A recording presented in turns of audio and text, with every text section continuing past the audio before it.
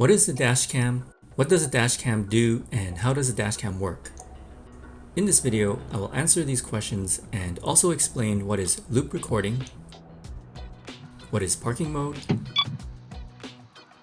answer if dashcams will drain your car battery, explain how buffered recordings work, and much more. Frakking Creations, showing you the good stuff. This video is sponsored by Blackbox My Car, advocating safety on the road and to protect you on and off the road. What is a dashcam? A dashcam is basically a security camera for your vehicle. It is also called a dash camera or dashboard camera. Basic dashcams come as one camera unit with a power cable, which is also called a cigarette lighter adapter. Additional cameras connect to the main dashcam unit through a camera cable. A dashcam records videos as you drive your vehicle. Each camera records its own video files. Dashcams have at least one camera installed on the front windshield of the car to capture footage from the front as you drive. 2 or 3 camera systems will have additional cameras for pointing out the rear windshield and or pointing inside the interior of the cabin aimed towards the back of the car. These car security cameras protect you by providing audio and video evidence in case you get into an accident, become a target of insurance fraud, a victim of road rage, or get into some other emergency situation. Some dashcams even have a mode called parking mode where it can record even when the vehicle is parked and turned off. This will provide you with evidence in case your vehicle is damaged while you are not there. I will cover parking mode in more detail later in the video, so look out for that. How does a dashcam work? Dashcam hardware. A dashcam is made up of a recording unit, front camera, power cable, additional cameras and camera cables, a GPS module, and a removable memory card. Most come with the front camera packaged together with the recording unit. Some will have a GPS module built in, while others have external GPS modules that are connected by a cable. More advanced dashcams can separate the front camera from the recording unit. For example, with the front camera separated, this cloud dashcam's recording unit can be hidden away to protect the memory card from unauthorized removal. How does a dashcam work? Dashcam power. Power for the dashcam comes from the car it is installed in. The simplest install uses the cigarette lighter or 12-volt outlet for power. Usually, this socket only has power when the vehicle is in accessory mode or is turned on. So when you turn off your car, the dashcam usually turns off and stops recording. A better, cleaner way to power a dashcam is by using a hardwiring kit or hardwiring cable. This power cable is used to connect a dashcam to the vehicle's fuse box. Doing this allows for the dashcam to have power even when the vehicle is turned off. Hardwiring can be a good way to install a dashcam and is what is required for dashcam parking mode to work. Find out more on how I hardwire dashcams in our other video here. Also, there are several other ways to power a dashcam, and I explain these in more detail in these other videos, so check them out as well. How does a dashcam work? Dashcam storage, loop recording. Most dashcams store the recorded videos on a small micro SD card that is removable and replaceable. The larger the memory card, the more footage that can be stored. How many hours of footage that can be stored depends on many factors like how large is the memory card, how many cameras, what resolution, and more. It's best to check the dashcam's documents for the specifics. Will the dashcam memory card run out of space? What is loop recording? No, a dashcam will not run out of memory space. Dashcams use loop recording to prevent running out of space to record new footage. Dashcams don't record to one big video file. They actually record many smaller video files one by one, consecutively, one after another. Each video file is the same length. Usually this is set to 1 minute long videos, but some dashcams allow you to set this higher or lower. By breaking down the video files into smaller chunks like this, dashcams can use a method called loop recording to never run out of space to store new footage. This works because when the memory card is nearly full, the dashcam will start erasing the oldest video files to make room for newer video files. This is basically what loop recording is, and why dashcams never run out of recording space on the memory card. Doing this allows you to have access to the most recently recorded footage plus footage going further back in time while not running out of space on the memory card. If you are looking for a dashcam, battery pack, or installation guides, check out our sponsor Blackbox My Car. They have a good selection of quality dashcams and guides to get you safer on the road with your ride. Does the dashcam record all the time?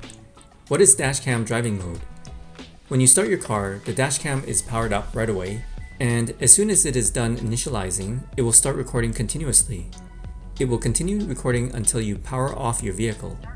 This continuous recording is called driving mode recording.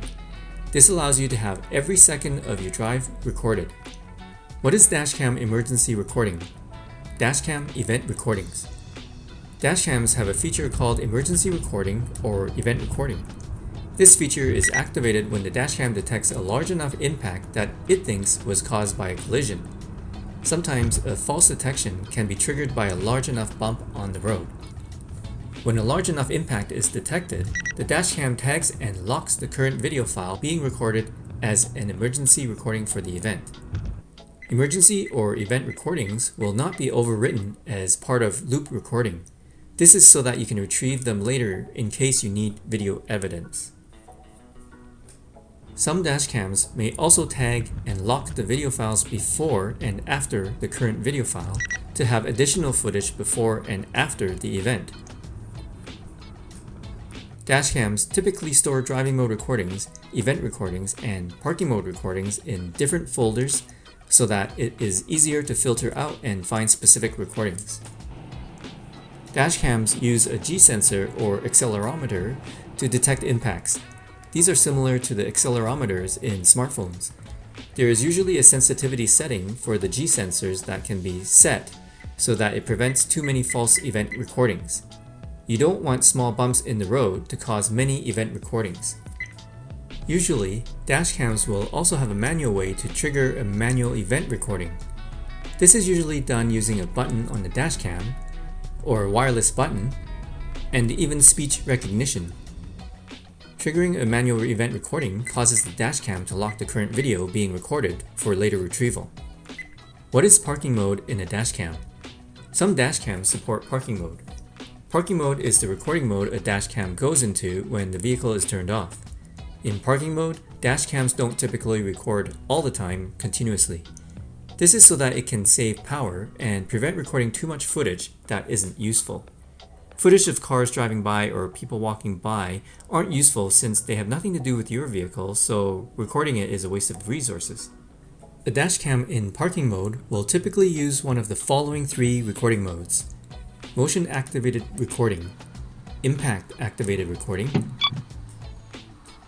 or time-lapse. For parking mode motion activated recording, the dashcam will only record if motion is detected. Some advanced dashcams take it a step further and allow you to configure zones where motion is to be detected. This will prevent motion that is far away from the vehicle from triggering a motion recording because it won't be useful. For parking mode impact activated recording, the dashcam will only record if an impact is detected. Time-lapse is another recording mode where the dashcam records continuously, but during parking mode. In time-lapse, the frame rate is drastically reduced so that the video files are smaller and less power is used. Some dashcams will reduce the frame rate down to 1 frame per second. The drawback of time-lapse is a choppy video with no audio. Every dashcam will be different, and some will support 1, 2, or all of these recording modes in parking mode. Some dashcams will use both motion and impact activated recordings at the same time, while others let you decide which one to enable. Cheap dashcams may only have one of these modes.